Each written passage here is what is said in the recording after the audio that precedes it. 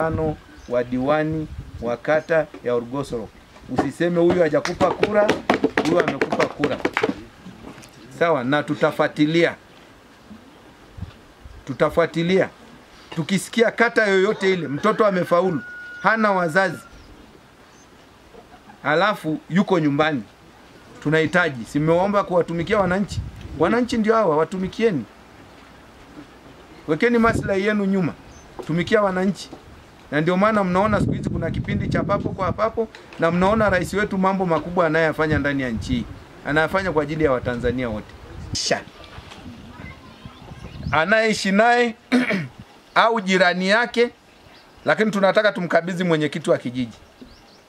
Tukikuta ameozeshwa, kapewa ujauzito, na tumechanga sisi mtoto aende shule, hiyo atakuwa ameshika moto. Na tunapiga naye picha. Tunataka tupige naye picha tujue mtoto wetu ule tulimweka, huyu ndio Farujoni sasa. Yule mtoto wetu wa Magaiduru tuliyesema ataenda shule mpaka atimize ndoto zake. Tunataka huyu binti atimize ndoto zake. Hatuwezi kumwachia njiani. Sawa? Na yeye awe na maisha kama watoto wetu wanaishi. Kwenye maazimisho haya ya wazazi ya kuazimisha miaka 44 ya Chama cha Mapinduzi, nembo yetu tumeichukua pia na hiyo. Huyu mtoto lazima tuhakikisha mpaka ndoto yake itatimia na yeye haja wasaidie wengine wa aina hiyo. Niwashukuru sana wananchi wote na viongozi wote wa Lorien Magaiduru kwa mchango huu mlioongezea hapa. Sasa mwanafunzi anakwenda shuleni, si ndio? CCM oye. Walimu zazi kwa hapa.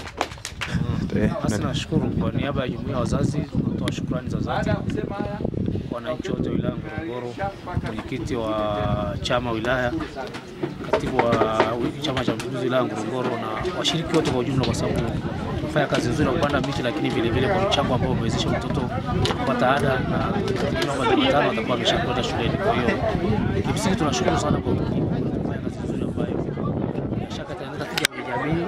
Lakini kubwa zaidi kwamba jumuiya sasa inatambua kwamba umuhimu wa kutunza mazingira, lakini vile vile kuwasaidia watoto ambao hawana uwezo, wanapata uwezo kwenda shuleni. Wito wangu kwa mheshimiwa diwani, kwa kweli nataka tuige mfano huu kama tulifanya kata ya Loliondo. Kwa kila diwani hakikisha kwamba kwenye kata yake anahakikisha kwamba kila mtoto ambaye ana sifa ya kwenda shuleni anakwenda shuleni. Kwa namna yote itakapokuwa, lazima mtoto aende shuleni kwa sababu ni haki yake, na tuliahidi wananchi kwenye kampeni zetu za uchaguzi.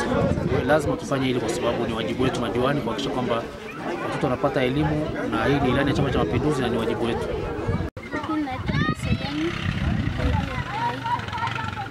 Namshukuru jumuiya ya wazazi ya Chama cha Mapinduzi kupitia maazimisho kuzaliwa kwa CCM ya miaka 44.